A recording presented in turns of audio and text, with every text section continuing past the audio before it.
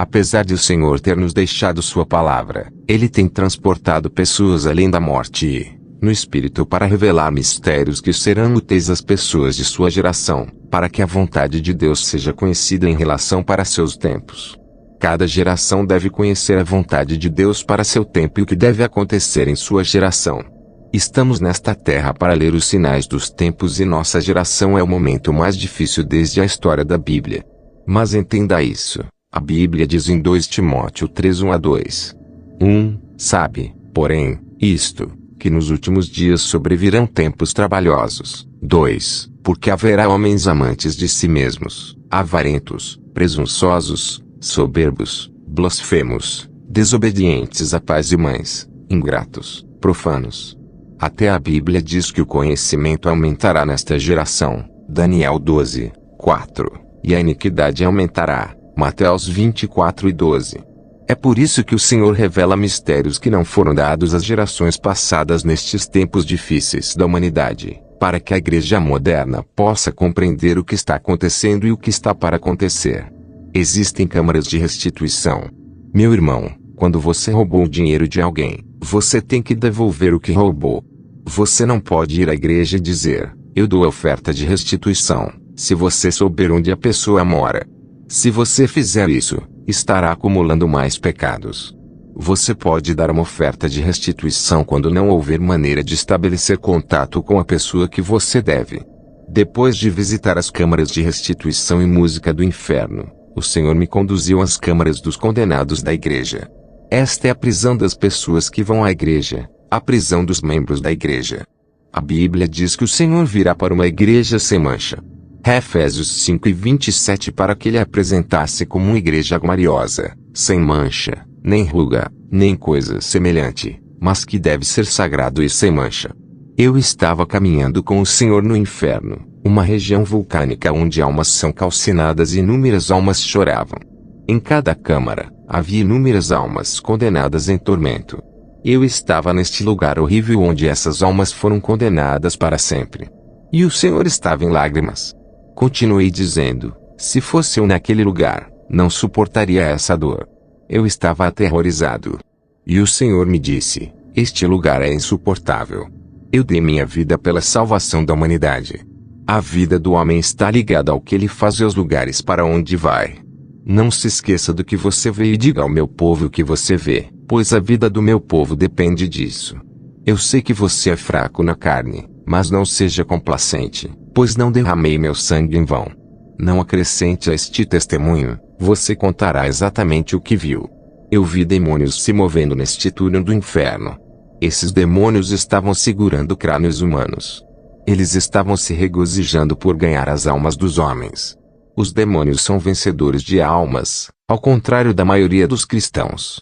O Senhor disse, o objetivo de Satanás é seduzir as pessoas do mundo, mostrando-lhes a glória deste mundo como se este fosse o melhor que eles poderiam ter. O diabo está dizendo à humanidade que o melhor é a vida neste mundo. Mateus 4, 8. Novamente, o diabo o levou a um monte muito alto e mostrou-lhe todos os reinos do mundo e sua glória. 9. E disse-lhe, tudo isto te darei, se te prostrar e me adorar. Nesse túnel, havia um cheiro ruim. Finalmente chegamos a esta câmara destinada a membros de igrejas. Eu vi um portão enferrujado onde estava escrito, Câmaras dos Condenados das Igrejas. O Senhor disse, este é o lugar para pessoas que vão às igrejas e afirmam pertencer a mim. Eu disse, Senhor, até as pessoas que vão à igreja estão aqui. O Senhor disse, esses membros das igrejas não estavam guardando minha palavra e meus princípios. Eles falharam em fazer o que eu queria que eles fizessem. Existem dois tipos de membros de igrejas. Eles são aqueles que adoram em minha vontade e aqueles que me adoram sob minha ira.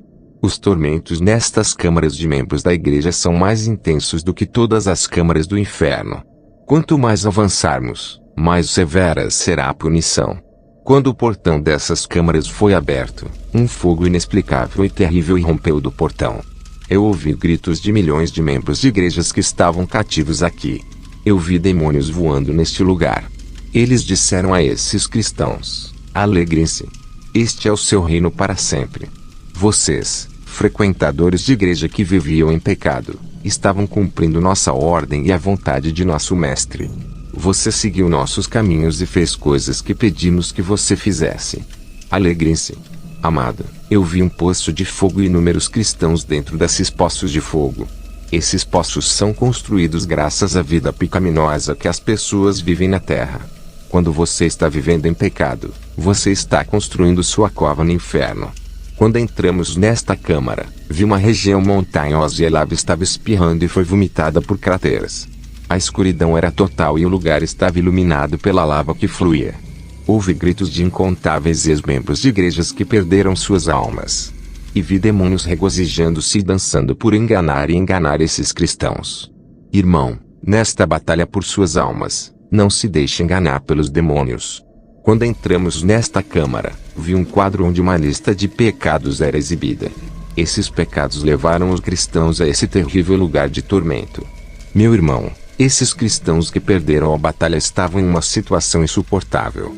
Suas almas estavam acorrentadas na cova de fogo, que era sua prisão e sua morada eterna. Quando nos viram, imploraram ao Senhor que os libertasse. Eles disseram: Senhor, lembra-te de nós. Nós te servimos.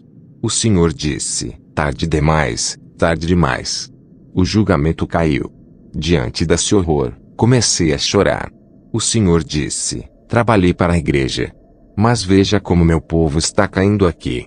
Eu disse: Senhor, foi-nos dito que aqueles que vêm para a igreja têm uma parte no seu reino. Somente aqueles que fazem a minha vontade têm uma parte no meu reino, disse o Senhor. Quando li a lista de pecados no quadro, estava escrito: número 1, a prisão dos que se recusam a pagar o dízimo. Aqueles que se recusaram a pagar ofertas e esmolas.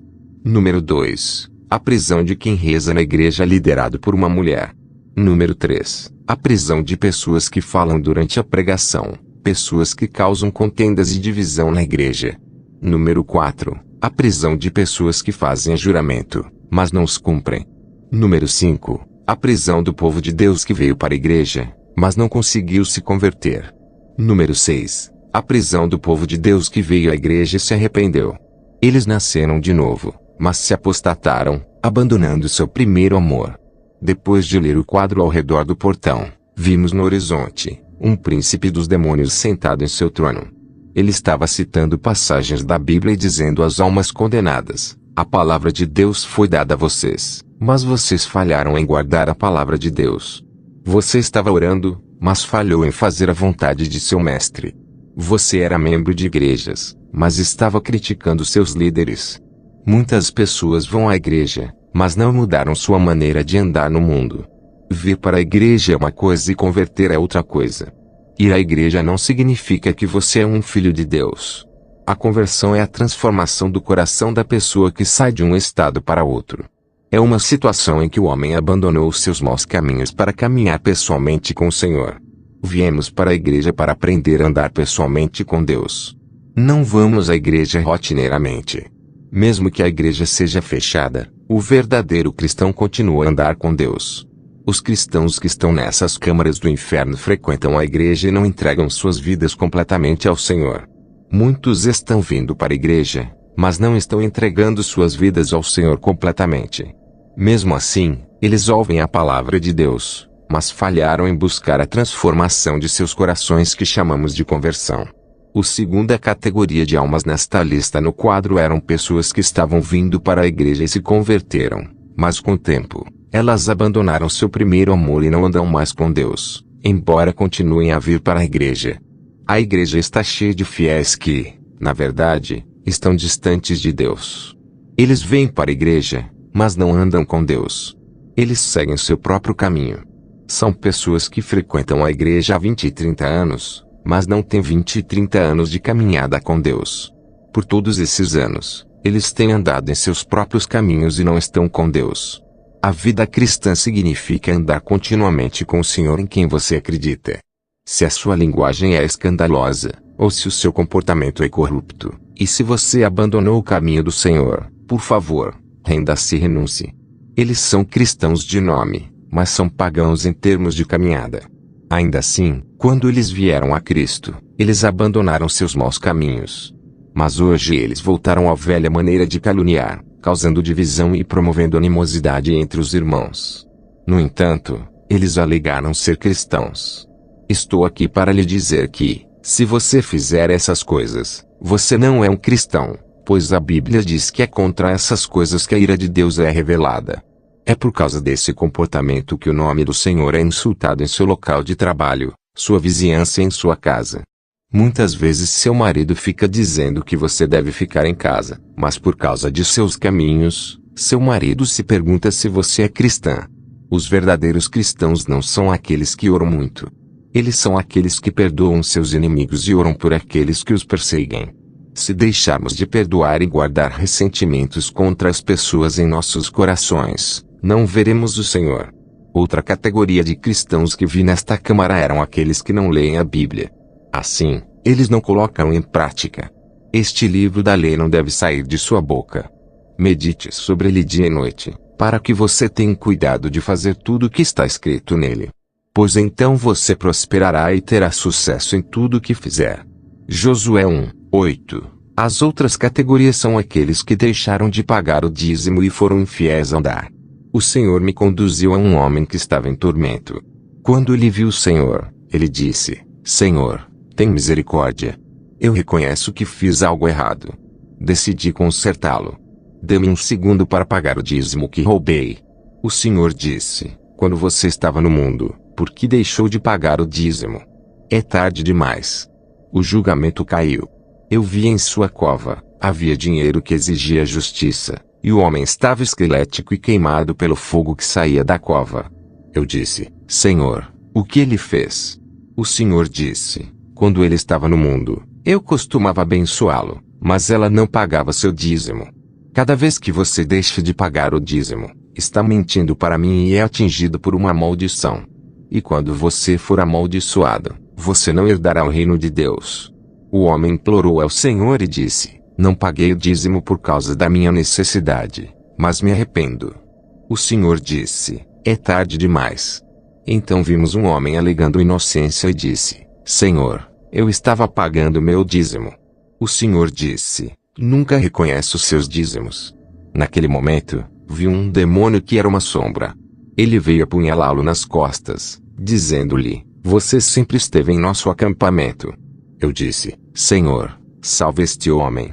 O Senhor disse: minha obra na cruz pode salvar as pessoas na superfície, mas quando elas morrem, minha obra não pode salvá-las. Quando as pessoas morrem, meu julgamento começa. O Senhor disse: o homem estava pagando dízimos a seu pastor que era ocultista, mas no dízimo há um convênio. Quando você paga dízimo a um ocultista, você está fazendo um convênio com ele. Quando você paga seu dízimo a um pastor que é adúltero, seu dízimo não será reconhecido.